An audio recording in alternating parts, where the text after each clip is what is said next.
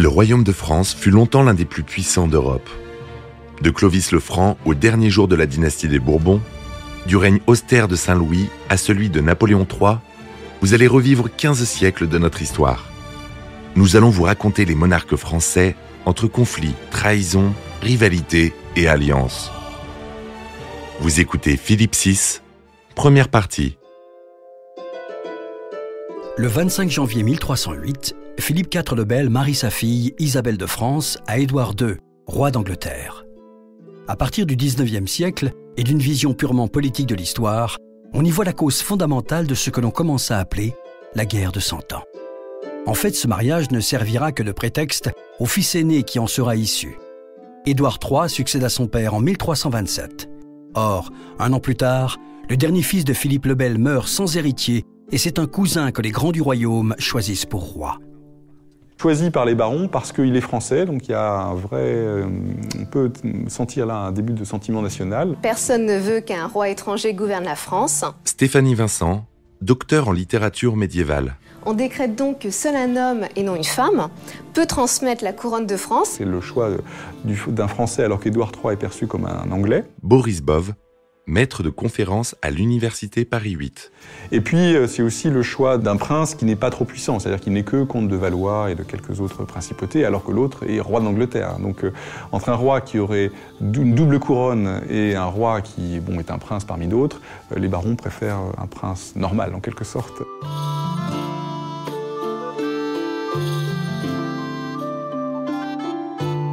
C'est la fin de la dynastie des Capétiens directs. Philippe de Valois, fils de comte, devient roi de France, tandis qu'Édouard III, fils de roi et petit-fils de Philippe le Bel, est censé lui rendre hommage. D'un côté, on a le futur Philippe VI, le neveu de Philippe le Bel. De l'autre, on a le roi d'Angleterre, qui est le prétendant le plus proche par sa mère. Son fils prétend que sa mère peut lui transmettre son droit. Donc à ce titre, il prétend à la couronne. En réalité, c'est pas vraiment la couronne qu'il souhaite, c'est la souveraineté pleine de l'Aquitaine. Le vrai enjeu, il est là, mais il demande plus pour avoir moins. On voit bien dans cette affaire toute la difficulté qu'il y a depuis toujours entre les Plantagenets et les Capétiens. Jean-François Beige, écrivain. Autour des trônes d'Angleterre, parce que quand on se réconcilie, on fait des mariages, mais après il y a des questions d'héritage. Donc la guerre de 100 ans, c'est l'exaspération de ce sentiment. Les causes de cette guerre séculaire sont beaucoup plus complexes et nécessitent d'être développées dans ce premier épisode. Ce premier cycle se décompose en deux principaux temps. Les victoires anglaises qui enfoncent progressivement la France dans une grave crise démographique, économique et idéologique, puis les reconquêtes françaises qui, après une quarantaine d'années de conflit, ramènent quasiment les deux nations en cours de construction dos à dos.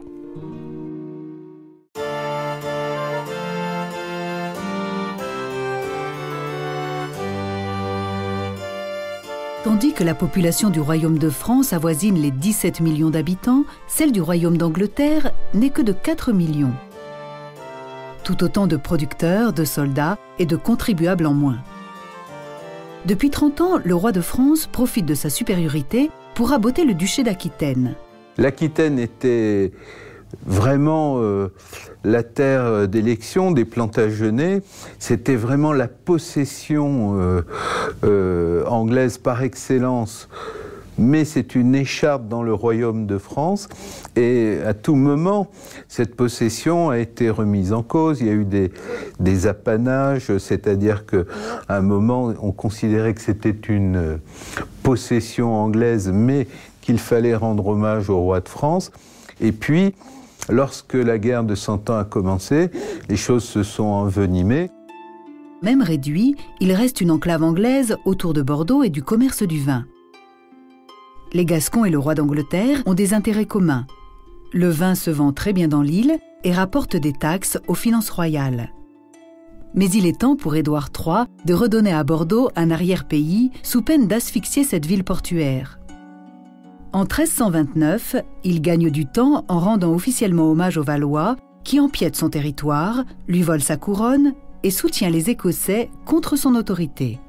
L'hommage, c'est une cérémonie pendant laquelle le vassal s'agenouille et le geste le principal, c'est qu'il met ses mains dans les mains de son seigneur. Donc son seigneur lui prend les mains et dans l'iconographie médiévale, le pouvoir est dans les mains. Et donc mettre ses mains entre les mains de son seigneur, c'est bien physiquement et symboliquement manifester sa dépendance, c'est-à-dire on se remet littéralement dans les mains de son seigneur. Ça consiste après en des obligations de conseil, d'aide de son seigneur, aide entendu militaire ou financière, et plus généralement de ne pas nuire à son seigneur. Donc c'est la cérémonie qui règle les rapports entre seigneurs et vassaux depuis l'an 1000 jusqu'à la guerre de 100 ans. Philippe VI a lui aussi des problèmes d'autorité avec la Flandre. Ce comté vit du commerce de la laine qui se développe entre l'Europe du Nord et la Méditerranée.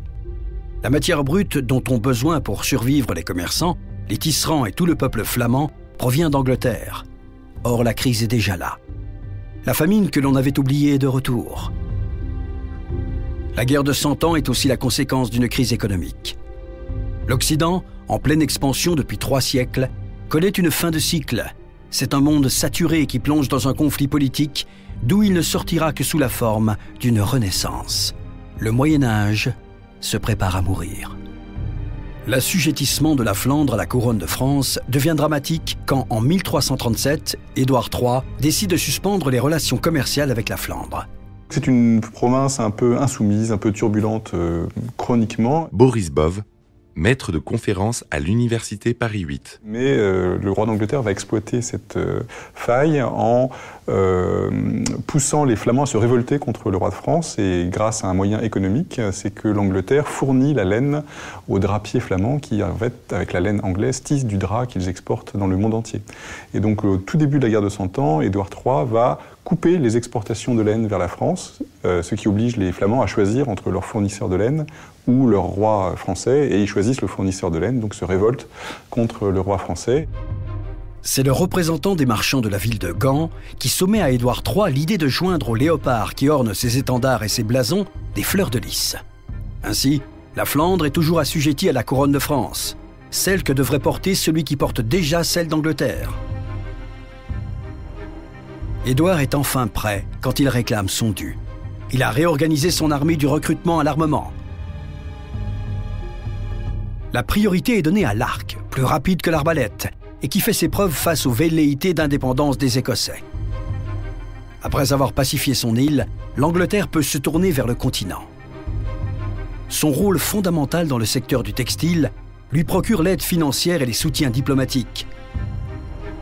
Les investisseurs sont italiens, et les villes le long du Rhin poussent l'empereur germanique à promettre des contingents. Cela suffit à Philippe, qui convoque Édouard et en son absence, le condamne à la confiscation de son duché en Aquitaine. C'est donc une guerre féodale entre 2 ambitions, et non entre 2 nations, même si guerre éminemment économique, la guerre de 100 ans est déjà une guerre entre 2 budgets, entre 2 monnaies.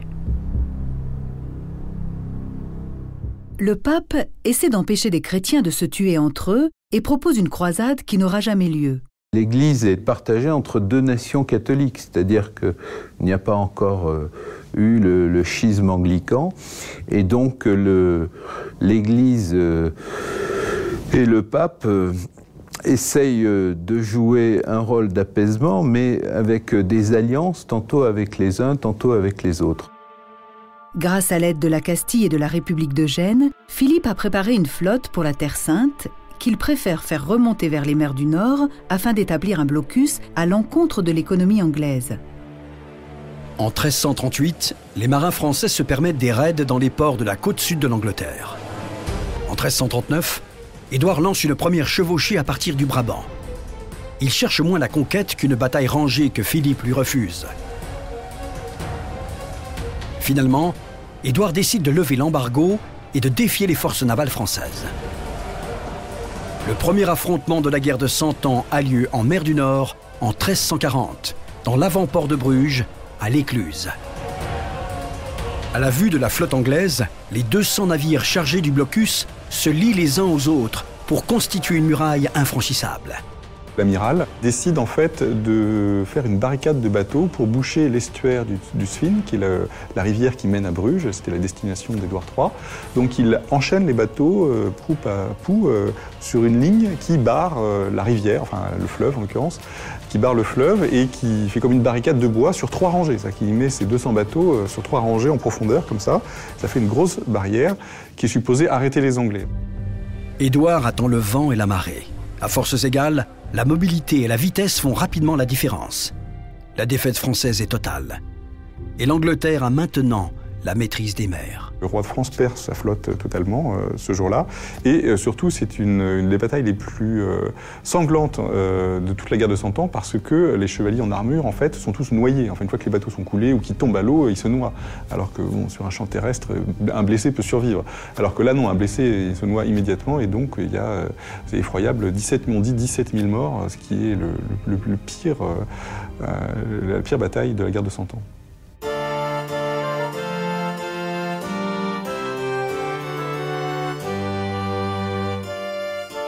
Mais le sol français n'est pas prêt à accueillir les bras ouverts le roi d'Angleterre. La guerre coûte cher et le 25 septembre 1340, une première trêve est conclue. La guerre coûte cher parce que les vassaux, certes, doivent servir gratuitement pendant 40 jours leur seigneur, donc le roi de France peut faire appel à beaucoup de vassaux, mais 40 jours c'est très court et ces 40 jours commencent à partir du moment où ils quittent leur château. Donc le temps qu'ils se rendent, s'ils sont un peu éloignés sur le lieu des opérations, déjà une partie du temps gratuit est épuisée. Et ensuite, il faut attendre les Anglais, aller à la bataille, etc. Donc, en fait, très rapidement, le roi est obligé de les payer, de les solder, sans compter des mercenaires qui ne sont pas vassaux qu'on paye dès le début, sans compter l'artillerie ou les coûts de fortification. Enfin bref, un coût énorme qui est estimé pour la France à peu près à 3 à 5 millions de livres par an. Or, le budget du roi de France, c'est 500 000 livres. Donc, ça veut dire que quand il y a la guerre, pendant l'année, c'est 3 à 10 fois son budget annuel. Tandis que Philippe réussit à systématiser un impôt sur le sel, la gabelle, Édouard n'arrive pas à convaincre son Parlement qui trouve ses interventions peu productives. La gabelle est un impôt fondé sur le sel. Le sel a un rôle extrêmement important. Jean-François Beige, écrivain. Le sel, c'est ce qui permet de conserver les aliments, de faire des salaisons. Il y a dans toutes les maisons françaises un saloir où l'on conserve, et donc la possession de sel est un signe de richesse. Si on a du sel, c'est qu'on a de la viande. Et donc, on fait une carte de France de l'imposition fondée sur la détention de sel.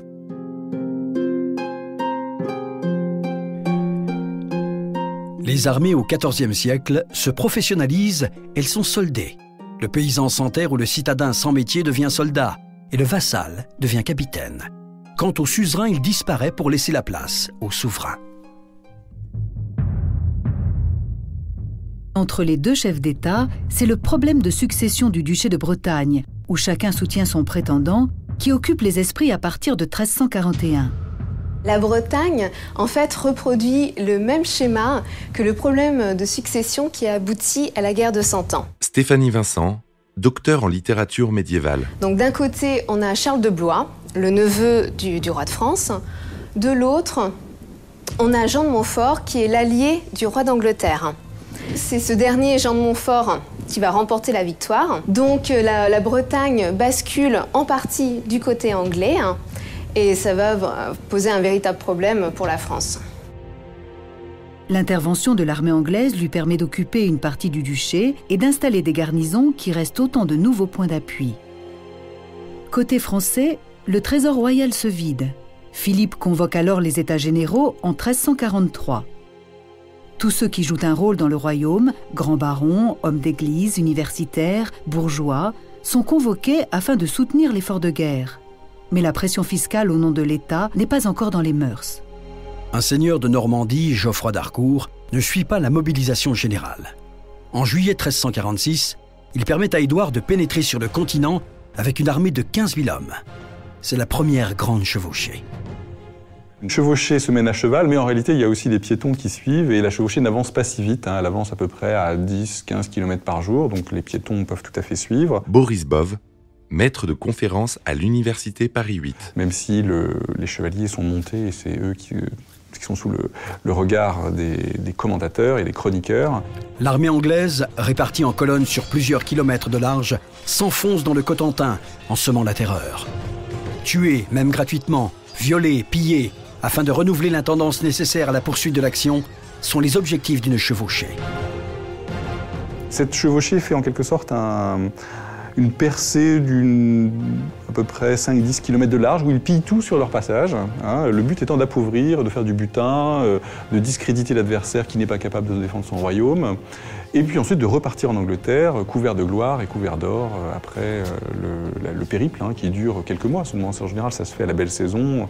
On débarque en mai-juin et on rembarque en août-septembre. En gros, c'est ça le programme. Pendant que Philippe se prépare à la riposte, l'armée d'Édouard se trouve bientôt le long de la Seine. Paris tremble. L'enceinte du Louvre n'est plus adaptée. Mais une chevauchée n'est pas une conquête.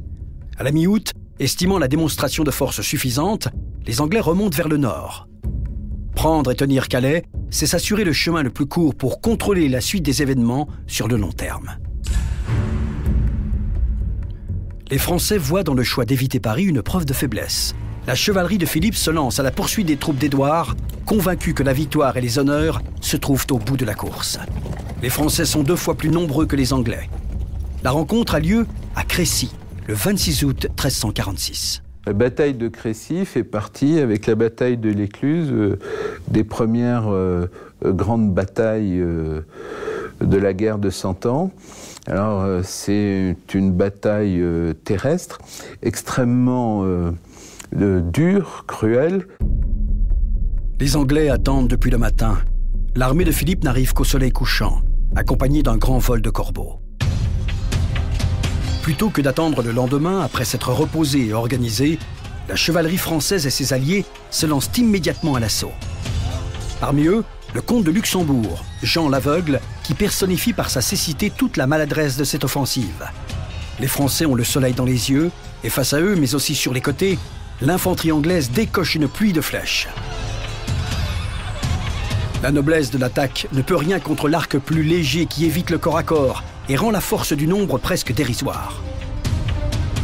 Prince de Galles, le fils d'Édouard, peut faire charger ses chevaliers et ses lanciers pour la mise à mort de tous ces aveuglés. Son père n'a même pas besoin d'intervenir. On ne sait si l'armure de ce prince était noire, mais il rentrera dans l'histoire de France avec ce surnom, le prince noir.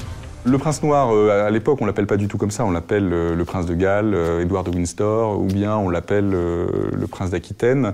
C'est un surnom que lui ont donné les historiens au XVIe siècle, comme pour la plupart des protagonistes. Les surnoms sont très tardifs. Surnom donc dû à son armure noire. On n'est même pas absolument certain que ça soit exact, mais l'histoire l'a retenu sous le nom de prince noir à cause de son armure qui aurait été noire. À la nuit tombée, Philippe, sans sonner la retraite, fuit. Il a perdu la plupart de ses fidèles, ainsi qu'abandonné sur le champ de bataille l'oriflamme de Saint-Denis, apporté jadis par un ange afin de symboliser la mission divine d'un roi qui a été sacré. Philippe VI est un roi mal aimé des historiens. Il n'y a pas beaucoup de biographies de Philippe VI, parce qu'évidemment, c'est celui des défaites, de la perte de l'Aquitaine. Bon. En réalité, c'était plutôt, je trouve, un roi qui a fait preuve d'une certaine sagesse. Il n'était pas préparé à ce métier. On dit que c'est le roi chevalier, qu'il incarne toutes les valeurs de la chevalerie, ce qui est vrai. En même temps, il a fait preuve plutôt de sagesse, puisque pendant tout le début de la guerre, il refuse les batailles autant qu'il peut, et il mobilise l'armée pour faire fuir les Anglais. Mais à chaque fois qu'il a une possibilité de faire la bataille, il est prudent, il hésite, et en général, ça se finit par un compromis, une trêve. Finalement, à Crécy, on l'oblige quasiment à mener, enfin, c'est son armée presque qui l'oblige, c'est la société politique, ses conseillers qui le poussent à livrer bataille pour enfin écraser les Anglais. Alors là, c'est une défaite qui est en grande partie due au fait que son armée lui obéit mal. En fait, une grande indiscipline dans l'armée française. Édouard peut alors se concentrer sur un objectif concret: établir à Calais une tête de pont militaire et commerciale. Un assaut coûteux en vies humaines et toujours aléatoire contre une citadelle régulièrement entretenue, Édouard préfère un siège en bonne et due forme. Le triomphe de Crécy lui permet de voir venir. Un camp et un palais sont montés en bois, entourés d'un fossé et ravitaillés par un port aménagé pour l'occasion. L'Anglais s'installe. Les Calaisiens sont eux-mêmes ravitaillés par leur propre port. Pour tromper l'ennui, l'anglais chevauche, c'est-à-dire pille les campagnes. 10 mois plus tard, en juillet 1347, Édouard s'est décidé à renforcer le blocus du port de Calais pour en finir. Philippe est maintenant obligé de se montrer, mais toutes les entrées terrestres sont aussi sous contrôle anglais. Traverser le moindre pont est suicidaire. La ville est obligée de capituler. Afin d'éviter massacre et viol, et comme Édouard l'a exigé, 6 bourgeois viennent en pénitent apporter les clés de la cité. Ce sont des notables de la ville de Calais qui, lorsque la guerre de Cent Ans se déclare, sont les premiers menacés par l'invasion anglaise. Et lorsque ils s'aperçoivent que leur ville va être détruite, ils vont faire allégeance au roi d'Angleterre, mais pour montrer qu'il s'agit d'une allégeance contrainte, ils y vont en chemise. Sans l'intervention de la reine d'Angleterre, ils auraient été sacrifiés pour que quelques-uns paient la facture. Un an de siège par les temps qui courent engendre des frais considérables. Les banquiers italiens d'Édouard ont tous fait faillite. Il est temps de rentrer. Cependant, les bourgeois de Calais, cette demi-douzaine d'apôtres du Valois, incarnent pour longtemps l'humiliation qu'Édouard a fait subir à l'autorité de la couronne de France.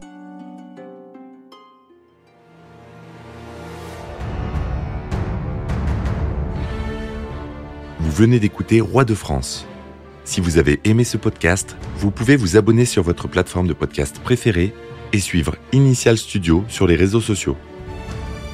Roi de France est un podcast coproduit par Initial Studio et Merapi, adapté de la série documentaire audiovisuelle éponyme produite par Merapi. Cet épisode a été écrit par Thierry Bruand et Dominique Mougenot. Il a été réalisé par Dominique Mougenot. Production exécutive du podcast, Initial Studio. Production éditoriale, Sarah Koskiewicz et Mandy Lebourg, assistée de Sidonie Cotier. Montage, Camille Legras. Avec la voix de Morgane Perret.